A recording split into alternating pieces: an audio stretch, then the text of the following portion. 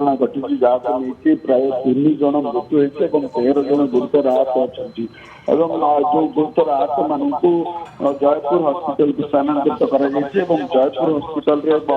ସେମାନଙ୍କ ଚିକିତ୍ସା ନ ହେବାରୁ ଶହୀଦ ଲକ୍ଷ୍ମଣ ନାୟକ ମେଡିକାଲ କଲେଜକୁ ସେମାନଙ୍କୁ ସ୍ଥାନାନ୍ତରିତ କରାଯାଇଛି।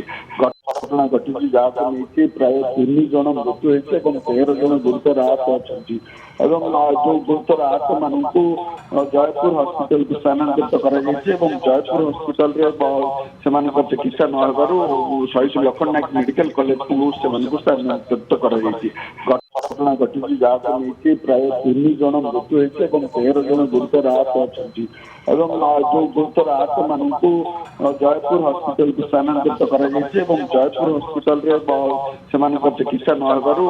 ଶହୀଦ ଲକ୍ଷ୍ମଣ ନାୟକ ମେଡିକାଲ କଲେଜକୁ ସେମାନଙ୍କୁ ସ୍ଥାନାନ୍ତରିତ କରାଯାଇଛି। ଘଟଣା ଘଟିଛି ଯାହାକୁ ନେଇକି ପ୍ରାୟ 3 ଜଣ ମୃତ୍ୟୁ ହୋଇଛି ଏବଂ 13 ଜଣ ଗୁରୁତର ଆହତ ଅଛନ୍ତି ଏବଂ ଯେଉଁ ଗୁରୁତର ଆହତ ମାନଙ୍କୁ ଜୟପୁର ହସ୍ପିଟାଲକୁ ସ୍ଥାନାନ୍ତରିତ କରାଯାଇଛି ଏବଂ ଜୟପୁର ହସ୍ପିଟାଲରେ ସେମାନଙ୍କ ଚିକିତ୍ସା ନ ହେବାରୁ ଶହୀଦ ଲକ୍ଷ୍ମଣ ନାୟକ ମେଡିକାଲ କଲେଜକୁ ସେମାନଙ୍କୁ ସ୍ଥାନାନ୍ତରିତ କରାଯାଇଛି।